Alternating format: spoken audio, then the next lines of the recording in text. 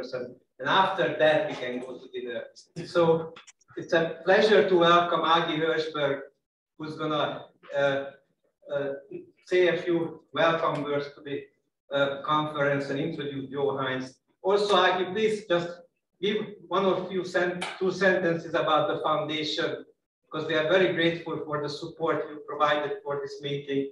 But maybe in Europe, not everybody knows about the foundation. Can you hear us? Thank you, Miklós. Jó estét kívánok mindenkinek, és tudom, hogy a vacsora nagyon hamar lesz.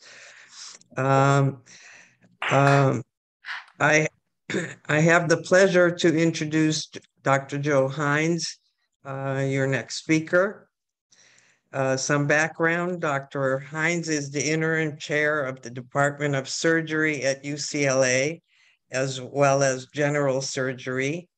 He is an established surgeon scientist focused in the field of pancreatology and cares for patients with pancreatic and gastrointestinal diseases. He obtained his MD from the University of Oklahoma and completed residency at UCLA, where he has been for his entire career. He is an active member of many surgery societies, including the APA, where he was recently our president. I also want to say hello to Ashok Saluja, who I saw on the screen. To give you a little background, I met Dr. Hines soon after he arrived at UCLA in 1997. After 10 years of growth and advancement in research and treatment at UCLA, we were ready to launch the Agi Hirshberg Center for Pancreatic Diseases, and which is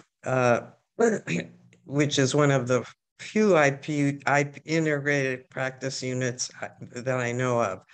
Dr. Hines, of course, is the director of the center, as well as our valued scientific board member, advising the Hirshberg Foundation in our annual seed grant program, which is now in its 16th year.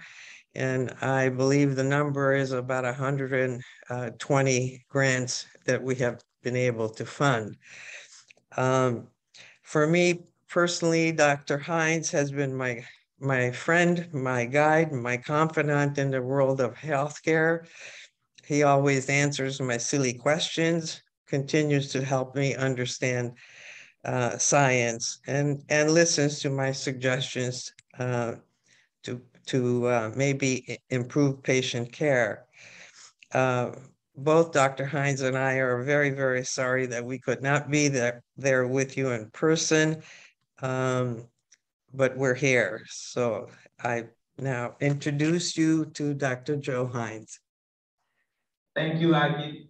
Joe, you're with us? Yes, thank you. And good morning to us and good evening to you. As Agi relayed, I was really hoping and planning to be with you in person. My wife and I never been to Hungary, so we were really excited about the opportunity to come, and unfortunately couldn't make it, but I really thank Dr. Sahin Tov and Dr. Agi and the Hungarian group there for inviting me to give this talk. I've known some of the folks from Hungary focused on pancreatic diseases and pancreatic research, and so it's great to be able to interact with you all today. And I do see friends in the audience. I see Dr. Saluja, I see Min Lee and others, so it's great to see you all. I'm going to talk about the surgical management of pancreatic cancer.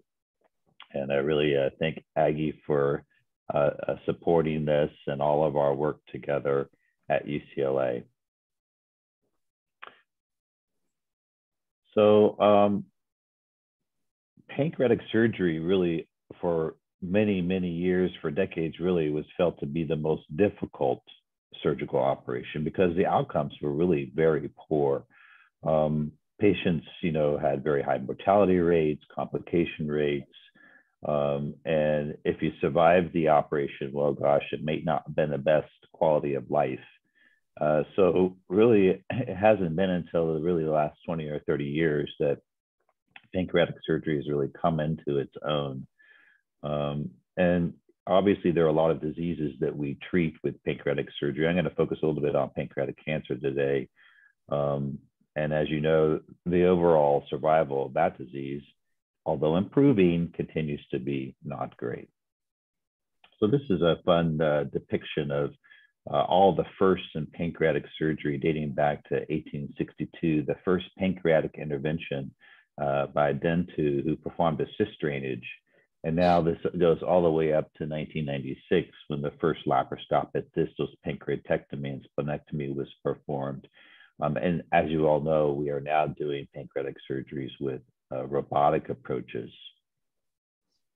Just a quick review what a Whipple involves. It's a resection of the pancreatic head, the unsnet, along with the duodenum, the very proximal jejunum, distal stomach, in a classic sense, the gallbladder, a portion of the bile duct.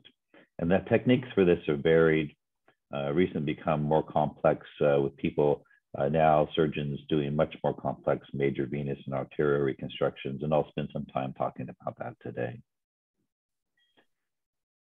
This video shows an intraoperative approach to the pancreatic anastomosis, and just for orientation, that stent is in the pancreatic duct and helps us to identify the duct and perform the anastomosis.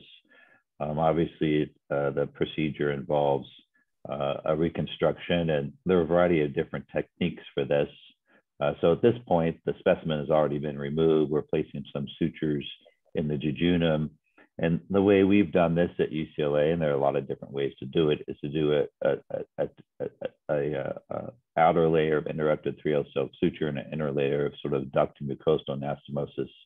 Not that that's important today, but surgeons spend a lot of time talking about how to do this reconstruction because it really is the Achilles heel of the operation. The first surgeon to perform a Whipple was not, in fact, Whipple. It was a surgeon from Italy, Dr. Codavia. He performed the surgery in 1968.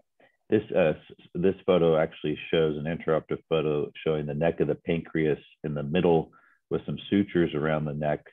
Behind it is the SME supramesenteric vein, above it the portal vein, and that metal clamp is on the cut edge of the hepatic duct. Whipple did not perform this procedure until 1935. Dr. Codavia was a professor of surgery in Bologna. He was actually an orthopedic surgeon, and he operated on a patient who had metastatic disease who died 24 days after the operation. And it was the only Whipple he ever performed. Walter Koch really took this on in the early 1900s, and his approach was to do a two-stage procedure where the flow of bile to the gut along with the liver was restored after coagulopathies had been addressed after the operation. The second stage was usually about 9 weeks after the initial operation. And his first patient actually died 9 months later from cholangitis. He did have 2 other patients that he reported that he did that had a little bit better outcome. Whipple popularized this procedure in the 1930s. He was born in Iran, parents of missionaries, and spoke 6 languages. He attended Princeton, earned his medical degree from Columbia University, 3 years of residency in New York City. His first appointment was at Columbia University as a surgeon. He became professor and surgeon chief at Presbyterian New York City. His first procedures were 2-stage operations, largely removing the primary tumor and then going back for a reconstruction. And he performed his first successful 1-stage operation in 1940. The 2-stage procedure was modified in the 1930s to include a choledochoduodenostomy, and ultimately the operation became a 1-stage operation, but overall the mortality rates were quite high. And this is a report back in 1964 that showed that the optimum mortality was high as 20%.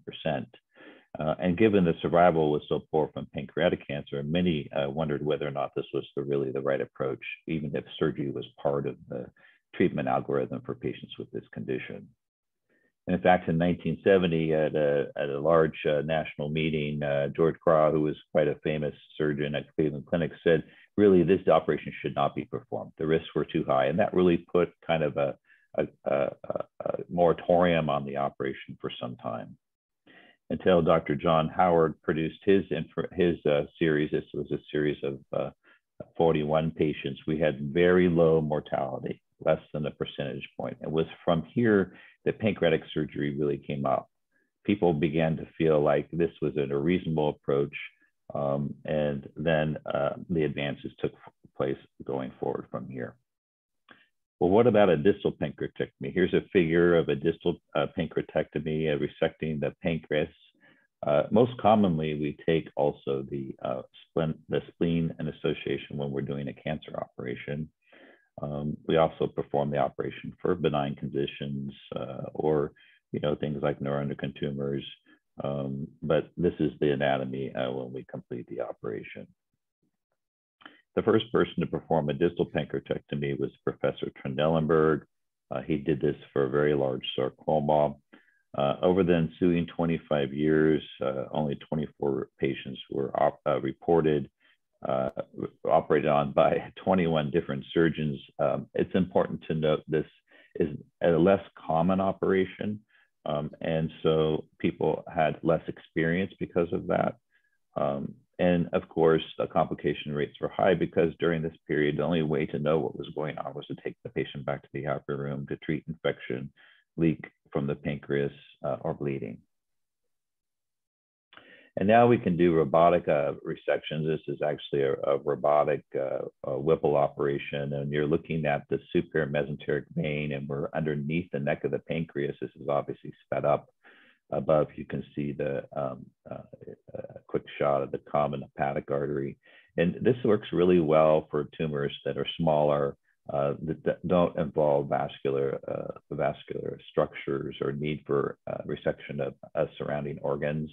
And so far, this has been adopted by many centers. And we can say, based on the data, that it's at least equivalent to an open operation. It may provide some improved recovery. So unfortunately, the statistics for pancreatic cancer, as we all know, is not good. And this is a beautiful graphic put out by PanCan showing that the incidence of pancreatic cancer worldwide and in the US is increasing. I remembered when I first started working with Agi and giving some talks, putting together slides, there were about 25,000 people annually in the US who were diagnosed. Now it's upwards of over 55,000. So that's a pretty rapid rise over a short period of time. But I don't want to be the bearer of bad news. There's been a lot of advances, and so things are improving. There's several reasons why these improvements are evolving. We have better understanding of the origin of genetic changes of pancreatic cancer. We have superb imaging now. We have better treatment options. Our interventional colleagues are very helpful in trying to rescue complications that we might have from surgery. And there has been some work at consolidating these types of operations at centers where outcomes are better. So I'm going to review some of these with you this morning, or this evening for you. As we know, we didn't really know where pancreatic cancer came from until the early 2000s. And many of us in the room know this very well. I'm not going to review it, but the idea that, what was the cell of origin? Did it come from ductal structures, acinar structures? It's interesting to note how that compared to our understanding of, say, breast cancer or prostate cancer, even other GI malignancies, where there was a pretty good understanding for many years or a few decades before. So luckily we're catching up, and a lot of the biology of pancreatic cancer, carcinogenesis is improving. We also know that pancreatic adenocarcinoma is very heterogeneous. There's robust reactive and desmoplastic stroma. Many of us here at the meeting study this. A lot of crosstalk between epithelial cells, components of the microenvironment regulated by oncogenic KRAS. This image shows some of those changes, including the arrangement of cancer stem cells, which induce metastatic properties and enable these cells to leave the primary tumor site and recur at distant locations.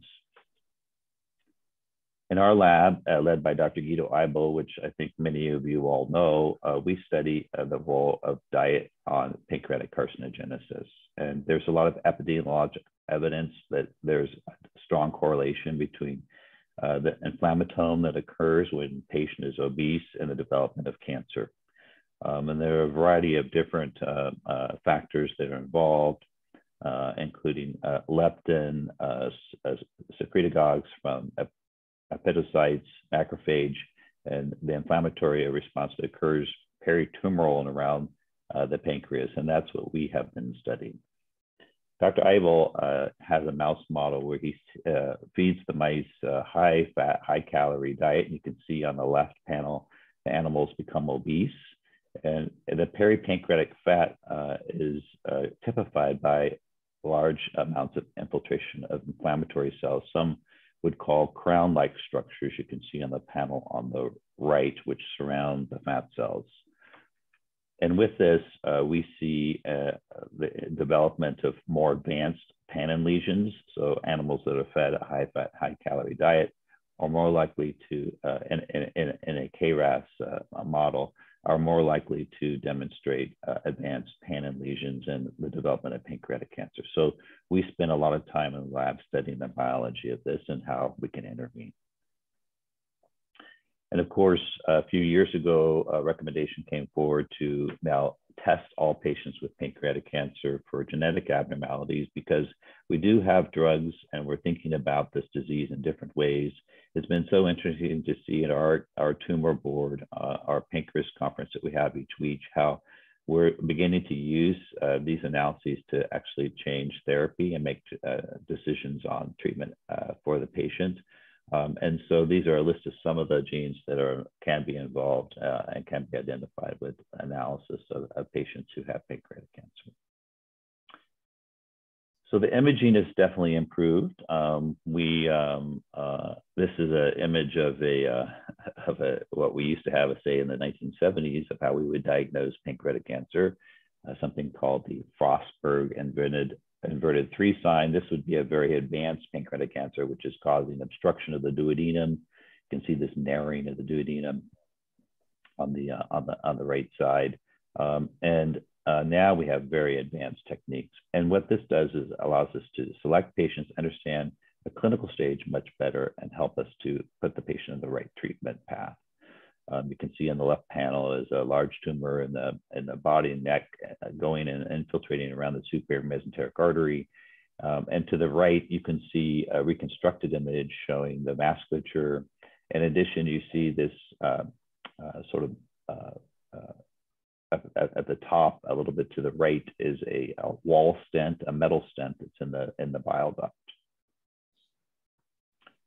When I first started on faculty in 1997, as Agi mentioned, this was the drug, gemcitabine. And this is the current status of the treatments that we could offer patients. And I always find this slide very interesting because this drug, gemcitabine, offered the patients about a four-week advantage in survival, something that really is not probably what we're aiming to do for any patient with cancer. And then we all got excited in 2007 when erlotinib came on board. And again, really interesting approach, but only offered a 2-week advantage in survival and was approved by the FDA because patients have better quality of life. What really advanced things were the 2 studies, the Prodigy study and the Impact trial that came out in 2011 and 2013, which showed that if you use combination treatment for patients, that patients had much better survival. It really was a big advance and became the 2 regimens that we began to think more positively about the potential for downstaging, the potential for treating patients with borderline resectable or locally advanced tumors is what we rely upon a lot now. And this is a really interesting depiction. Only point to show is that now we have a lot of other options coming on board, like checkpoint inhibitors for patients who have MSI and their tumor, patients who have, and then also immunologic approaches to addressing these diseases. There are a lot of new drugs coming on board, and this will allow patients to have much improved survivals.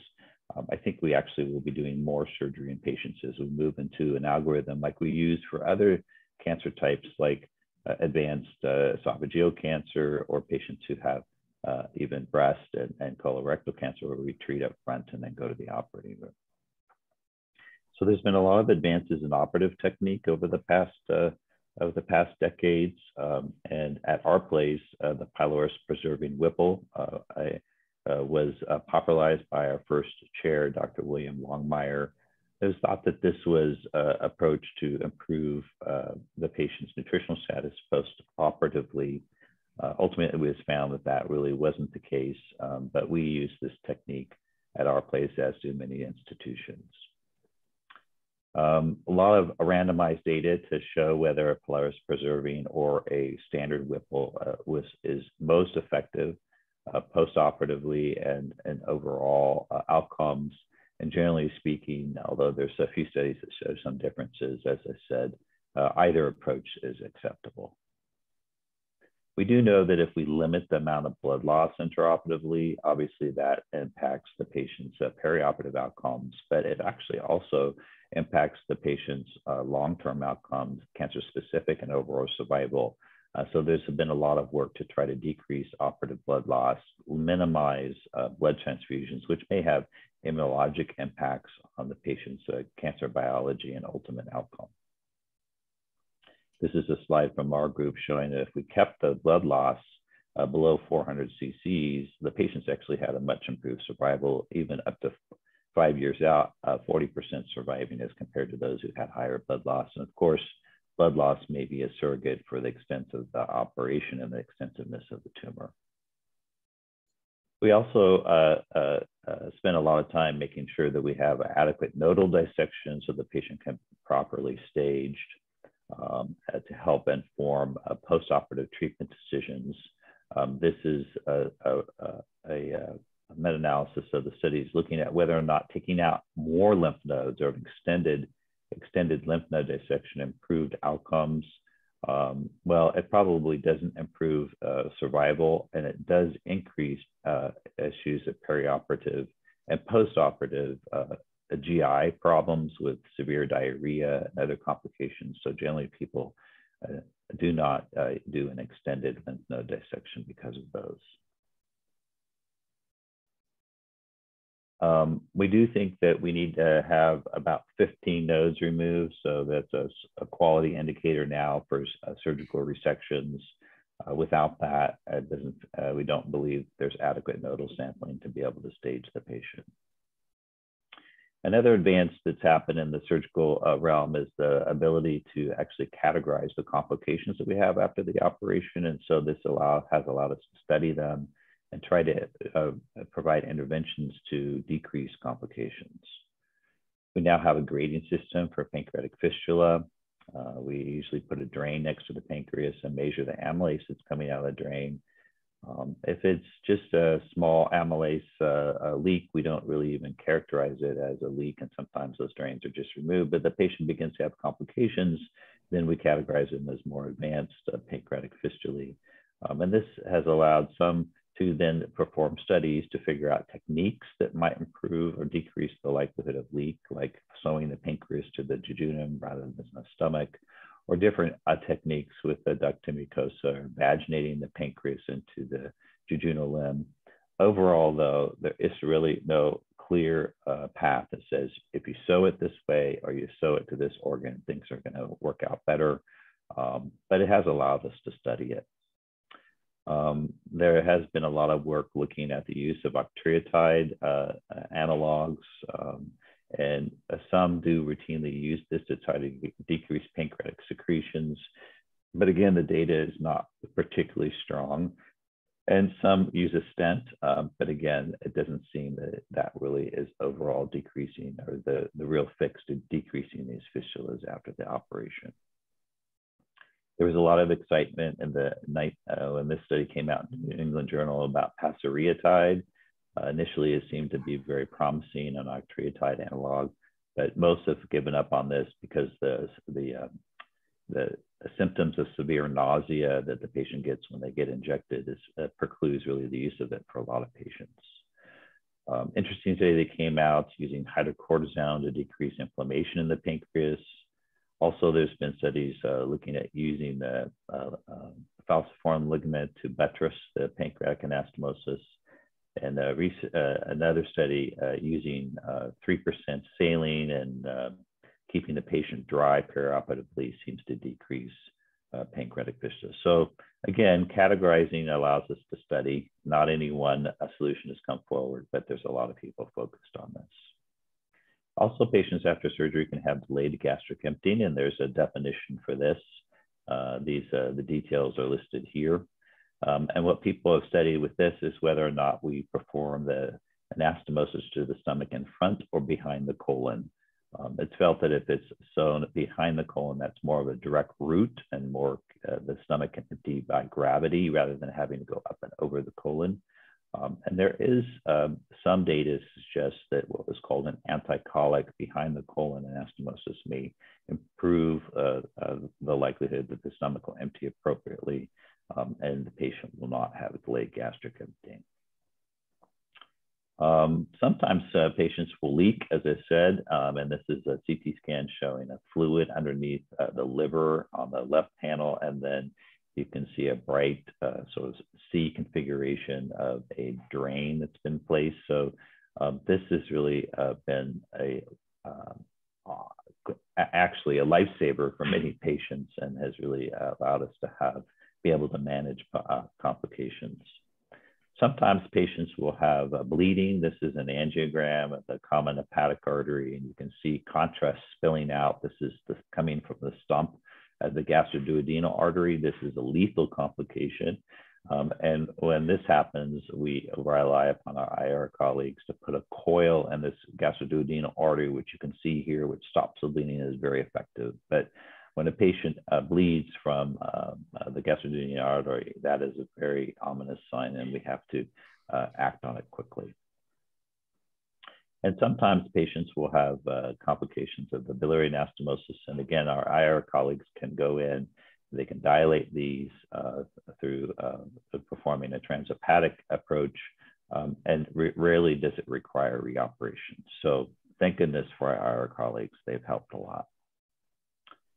Just a few words about recent advances and what we're doing in surgery now. So I mentioned at the beginning of the talk that there's a lot of work being done on resecting tumors that are much more advanced, where we would never have considered doing that, where we do arterial resections, venous resections.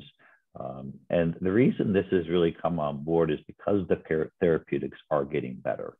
So the idea that if you can treat, have effective chemotherapy that can potentially downstage or more likely lead to what's called an R0 resection, meaning that you removed all of the tumor, that there's no tumor at any of the margins, then those patients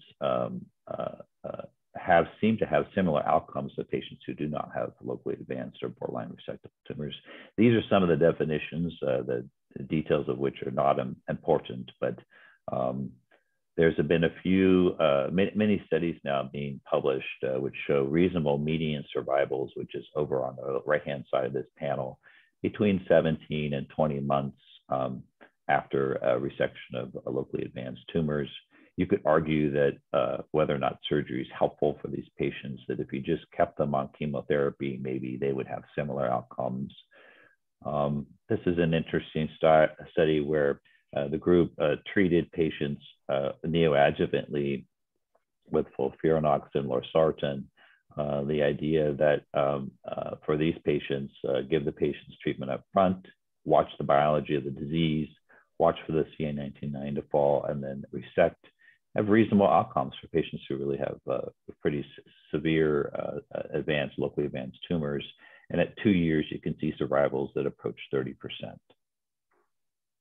And this is a trial that came out just a few years ago, the idea of giving all treatment up front and then go to the operating room, something called total neoadjuvant therapy, where the patient wouldn't receive any chemotherapy or radiation post-op. In essence, giving more cycles of chemotherapy and then chemoradiation before they go to the operating room. And you can see here, this is a trial, 194 patients who ultimately underwent resection.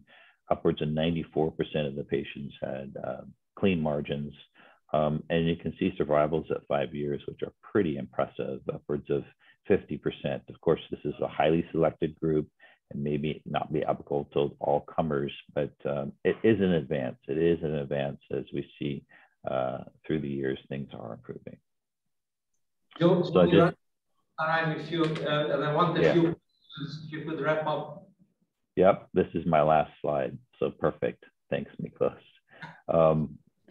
I've reviewed some of the advances, better imaging, better understanding of the biology, better ability to rescue patients after surgery, and better therapeutics coming on board. And so I think the field is rapidly evolving through a lot of the work of the scientists here in the room and others around the world that are working in clinical trials and advancing the cause for this really serious disease. Thank you, Dr. Sahin Tov and Dr. Agi and Agi Hirshberg for the opportunity to talk today. Thank you, Joe. Congratulations, Joe. A quick question. What about laparoscopic pancreatectomy and in cancer disease?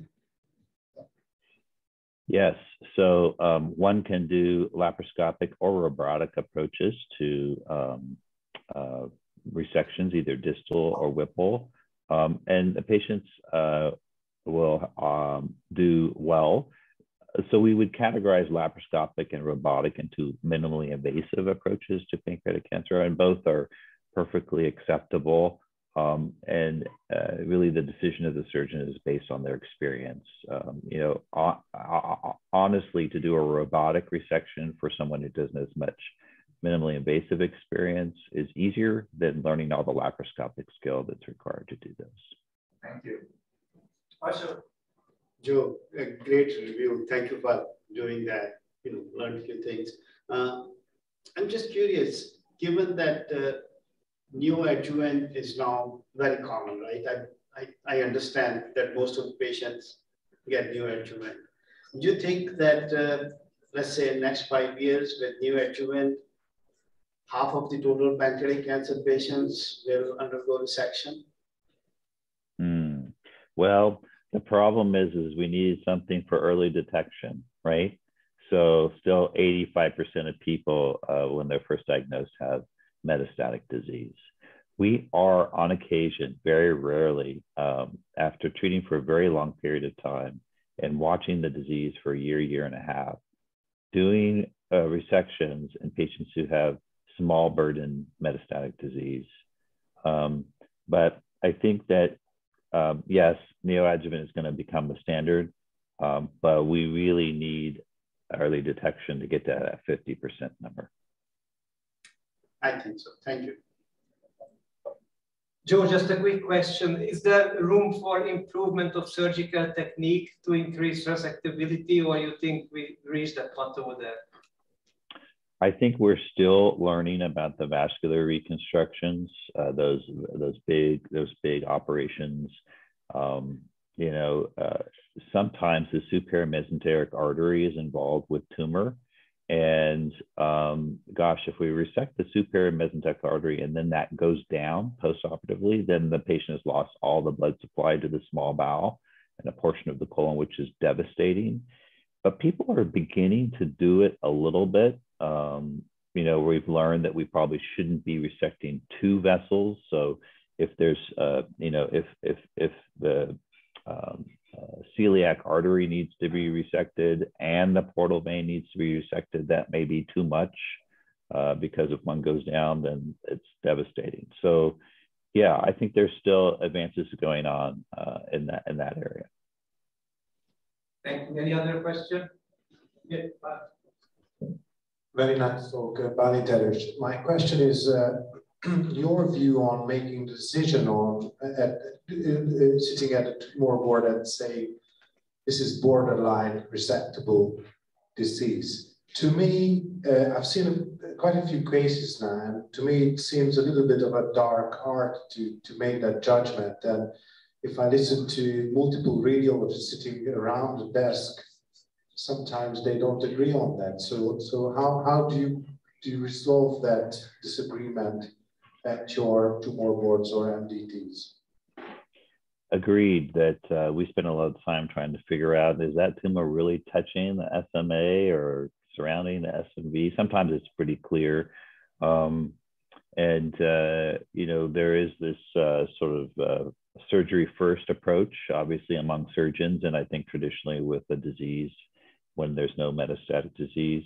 But in the context of us moving the whole field to neoadjuvant therapy, I think more commonly than not, if we think that's a question, we will push the person first to chemo first and then reassess with another image in 3 months.